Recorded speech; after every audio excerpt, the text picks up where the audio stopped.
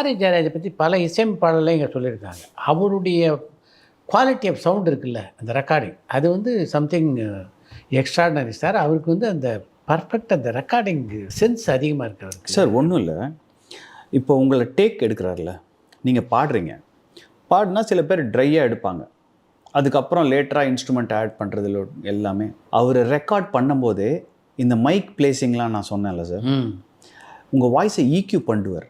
EQ பண்ணி அந்த சாங்க்கு எப்படி அந்த ரிவர்வ் எப்படி இருக்கணும், டிலே எங்கே இருக்கணும், எல்லாமே அந்த சாங்கில் நீங்கள் டேக் பாடும்போதே அனுபவிப்பீங்க. நீங்கள் பாடுறதான் வெளில வரும். ஸோ அந்த டேக்கே க்ளீனாக இருக்கும்போது அதுக்கு மேலே தொடறதுக்கு தேவையே இல்லை. அதே மாதிரி ஒரு ஒரு ஒரு மேண்டலின் எடுக்கிறாரு, மைக் பிளேசிங்க்கே 45 நிமிஷம் ஆகும்.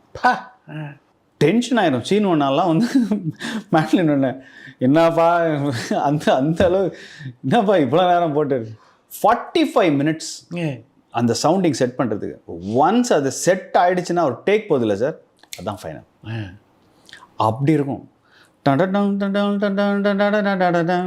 அஞ்சலை பாட்டில் நீங்கள் கேட்டு அப்படி இருக்கும். நீங்கள் இப்போ கேட்டாலும் அவ்வளோ கிறிஸ்ப் அண்ட் கிளியராக இருக்கும்.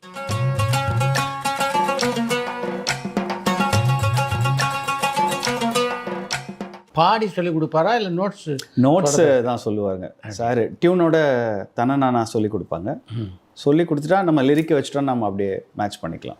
அவருடைய இசையில் நீங்கள் பாடின பாட்டில் நீங்கள் இன்னி வரைக்கும் லவ் பண்ணுற சாங் எது?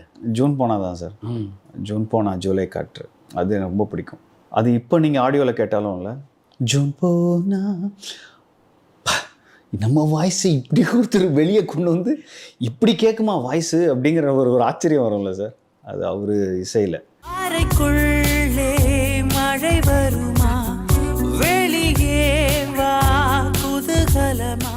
யாரோ மனதிலேன்னு ஒரு பாட்டு தாம்தும் படத்தில், யாரோ மனதிலே, அந்த ஒரு சாங் எனக்கு ரொம்ப பிடிக்கும். பச்சை கிளி முத்துச்சரம் கருகரு விழிகளால் ரொம்ப பிடிக்கும். வாரணமாயிரம் அடியே கொள்ளுதே ரொம்ப பிடிக்கும்.